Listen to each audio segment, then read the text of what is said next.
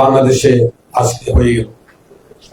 আমরা এই সরকারের প্রধান যিনি ডক্টর নোবেল বিজয়ী ডক্টর প্রফেসর ইউনূস সাহেব, তিনি আয়োজন করেছেন এবং বহির্বিশ্ব থেকে 500 ইনভেস্টর এবং বহির্বিশ্বের সবচেয়ে রিনাউন্ড কান্ট্রির ইনভেস্টররা এই দেশে এসেছেন।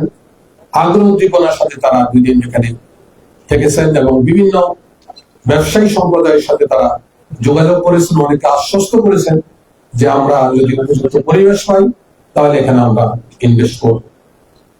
আমি ব্যক্তিগতভাবে আপনাদেরকে বলতে চাই যে গতকাল প্রফেসর ডক্টর ইউনূস বহির্বিশ্বের ইনভেস্টরদের সামনে যে বক্তব্য পেশ করলেন, এটা বাংলাদেশের আর্থ সামাজিক ব্যবসা জগতে একটি মাইল ফলক। I'm so much impressed। এই পর্যন্ত বক্তব্যটা আমি 3 বার শুনেছি। তিনি কান্নার কণ্ঠে, আবেগময় কণ্ঠে, কনফিডেন্স নিয়ে ইনভেস্টরদেরকে বলেছেন যে come to our country এবং আপনারা এখানে পরিবেশ পাবেন, ব্যবসা বান্ধব পরিবেশ পাবেন এবং ব্যবসা যদি আপনি ইনভেস্ট করেন আপনারা লস করবেন। সম্মানিত সাংবাদিক বন্ধুরা, লম্বা কথা না বলে শুধু আমি একটু বলতে চাই, বাংলাদেশ জামায়াত ইসলামী দুর্নীতি মুক্ত, শোষণ মুক্ত, অর্থনীতি সমৃদ্ধশালী একটি দেশ বহু বছর থেকে আমরা আশা করে আসছি এবং সেই হিসাবে একেবারে নির্দ্বিধায় বলা যায়, আমরা বলতেই পারি যে বাংলাদেশ জামায়াত ইসলামী কোনো ব্যবসা করছে না, বাট বাংলাদেশ জামায়াত ইসলামীর যারা রিনাউন্ড পারসন আছেন, যারা আমার এই যে আমার 2 পাশে জন আছেন, যারা 2 জন কিন্তু ব্যবসায়ী এবং বড় বড় ব্যবসা পরিচালনা করছেন, আমরা যেখানে হাত দিয়েছি এটা আপনারা বিশ্বাস করবেন এবং স্বীকার করবেন যে আমরা প্রত্যেকটি সেক্টরে আলহামদুলিল্লাহ আমরা সফলতা অর্জন করতে পেরেছি। আমরা জানি কিভাবে ব্যবসা করতে হবে। ব্যবসার প্রথম পুঁজি হলো মূলধন, হলো সততা। আমরা সেই সততার সাথে বাংলাদেশের যে কয়টা ব্যবসা প্রতিষ্ঠান আমরা গড়ে তুলেছি, প্রত্যেকটা প্রতিষ্ঠান আজকে বাংলাদেশে মাইল ফলকে হিসাবে আছে এবং ব্যবসার সফল প্রতিষ্ঠান হিসাবে সবার কাছে সমাদৃত আছে। সামিট 25-এ যারা এসেছিলেন, বাংলাদেশ জামায়াত ইসলামী এখানে একটি স্টল করেছে এবং আমার জানা মতে আমাদের যারা এখানে স্টল পরিচালনার দায়িত্বে ছিলেন তারা অনেক ইনভেস্টরকে তারা আকৃষ্ট করতে সক্ষম হয়েছে এবং তারা বলেছে যে আমরা বিশ্বাস রাখতে চাই যে ভিশন 20 আমরা বাংলাদেশের টপ 20 কান্ট্রিতে আমরা পরিণত করতে সক্ষম হব ইনশাআল্লাহ। আমরা এখন মনে করছি যে সেটা হলো একটা ব্যবসা বান্ধব পরিবেশ তৈরি হয়েছে, এটা আমরা বুঝাতে, বিদেশি ইনভেস্টরদেরকে আমরা বুঝাতে সক্ষম হয়েছি। এই পরিবেশ যদি বজায় থাকে, গভর্নমেন্ট যে স্টেপ নিয়েছেন যদি বজায় থাকে, ইনভেস্টরদেরকে যেভাবে আহ্বান জানিয়েছেন, কনফিডেন্স ডেভেলপ করেছেন এবং আশ্বস্ত করেছেন যে এখান থেকে রিটার্ন নষ্ট হবে না, রিটার্ন যাবে, তোমাদের ব্যবসা রিটার্ন তোমরা খুঁজে পাবো। 18 কোটি মানুষের একটি দেশ, আমি বহির্বিশ্ব অনেক জায়গায় চাকরি করেছি, আমি জানি যে এই দেশের মধ্যে এত মানে কনজিউমার, এত ওয়াইড কনজিউমার পারসন পৃথিবীর খুব কম দেশে আছে। আমরা একটা শার্ট কিনলে 2 মাস 3 মাস পরে শার্টটা চেঞ্জ করি এবং আপনারা জানেন যে বহির্বিশ্বে অনেক দেশ আছে এক শার্ট দিয়ে পুরো বছর পার করে দেয়, যে wide consumer person mentality in our country. অনেক দেশ কিন্তু এরকম করে না, পয়সা আছে কিন্তু কনজিউমার কম।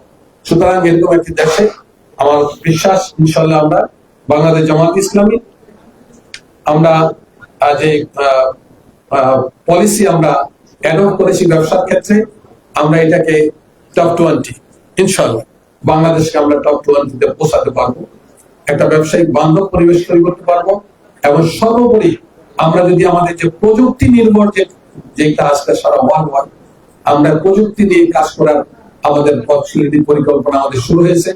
আমাদের যারা ব্যবসায়ী আছেন তারাও সে পরিকল্পনা আছে। আমরা যদি দেশকে দুর্নীতি মুক্ত, প্রযুক্তি নির্ভর এবং কি বলে পরিবেশ ঠিক করতে পারি, আমার বিশ্বাস ইনভেস্টর এই দেশে আসবে, আমাদের সাথে কমিউনিকেট অলরেডি স্টার্টেড এবং আমরা তাদেরকে আশ্বস্ত করেছি। আমার মনে হয় যে আমরা তাদেরকে দেশে নিয়ে আসতে পারবো এবং বড় বড় ব্যবসা সেক্টর এই দেশে খোলা সম্ভব হবে। সর্বোপরি আমি বিডার যিনি চেয়ারম্যান, আমি খাওয়ার সময় আমাদের উদ্বোধন কর্মকর্তাকে আন্তরিক মোবারকবাদ জানিয়েছিলাম। It's excellent programme to arrange by BIDA. আমি আবারও আন্তরিক মোবারকবাদ জানাই তাদেরকে, তারা এত সুন্দর একটি প্রোগ্রামে এই হোটেল ইন্টারকন্টিনেন্টাল আয়োজন করেছেন।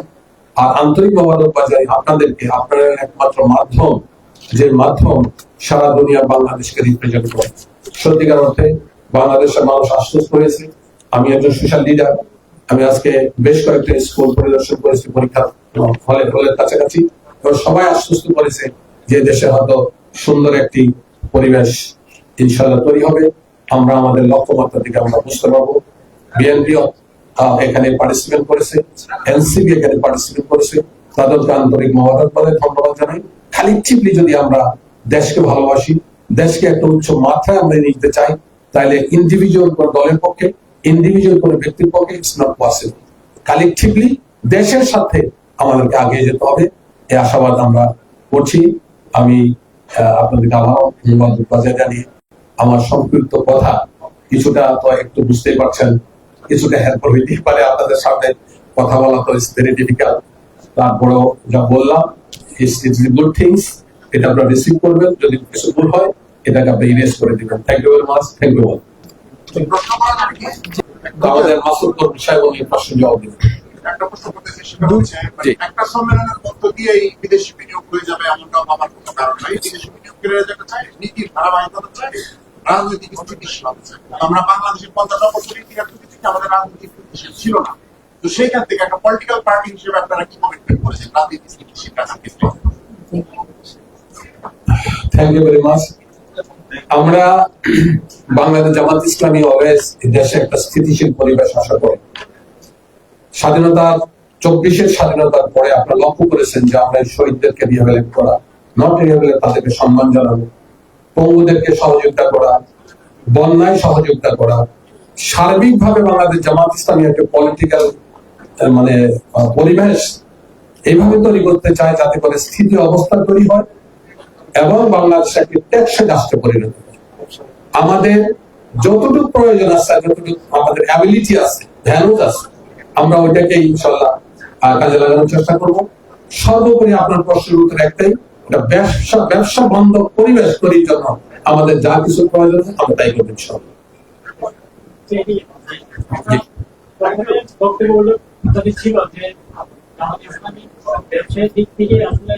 আমরাও জানি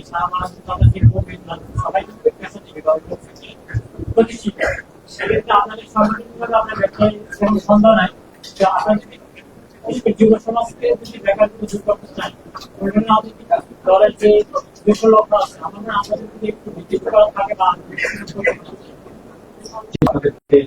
আমাদের এক্সপিরিয়েন্স গুলো আপনাদেরকে আমরা শেয়ার করব। আপনি যে প্রশ্নটা করেছেন যে ইয়াং অংশগ্রহণের ক্ষেত্রে আপনার ডেভেলপ করার ক্ষেত্রে আমাদের বাংলাদেশ জামাত ইসলামের পক্ষ থেকে যে ভূমিকাটা থাকা দরকার সেটা কিভাবে আমরা কালেকটিভলি এবং ইনক্লুসিভলি আমরা অ্যাড্রেস করব।